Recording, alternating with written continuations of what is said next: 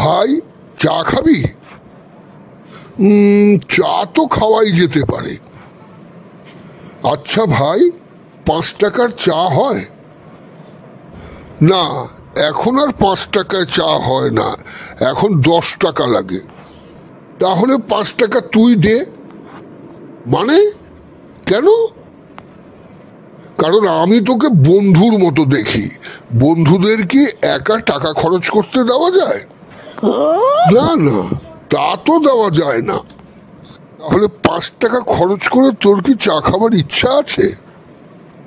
বল, কিন্তু শুধু কাপ দিতে বলিস, চা লাগবে না। মানে?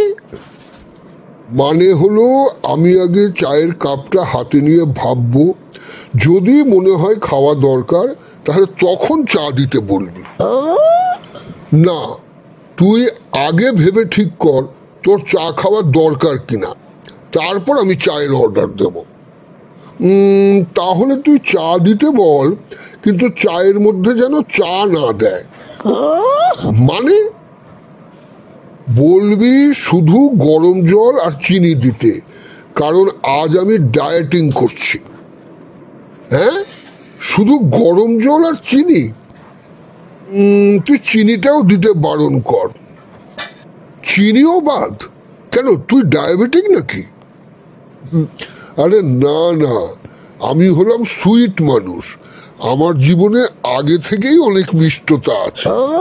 তাহলে তোর জন্য চা ছাড়া, চিনি ছাড়া একটা চায়েরই অর্ডার দেই। হ্যাঁ, তাই দে। জানিস বাবলু, এই চায়ের কাপটা না জীবন শেখায়। কিভাবে?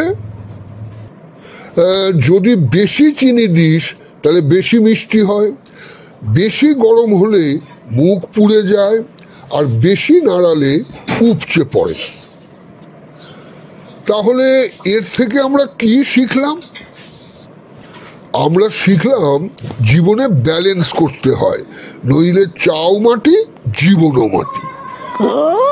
আচ্ছা, তুই কি জানিস বই হচ্ছে জ্ঞানের উৎস?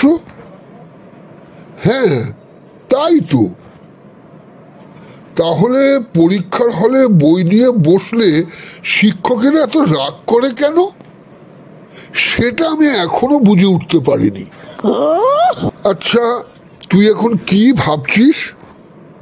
ভাবছি টাকা দেব কিনা। কেন? আরে, দোকানদার কাকু একটু আগে বললেন যে সময় মূল্যবান, তাই আমি ভাবছি টাকা দেব না, কারণ টাকা দিয়ে তো আর সময় কিনতে পারি না। ভাই, তোর মতো মানুষ কজন আছে? জানিস, পৃথিবীতে 2 ধরনের মানুষ আছে। এক ধরনের মানুষ আমাকে পছন্দ করে, আরেক ধরনের মানুষ আমাকে এখনো ঠিক মতো চিনতেই পারেনি। ঠিক বলেছিস ভাই, আমিও তো তোকে এখনো ঠিক মতো চিনতে পারিনি।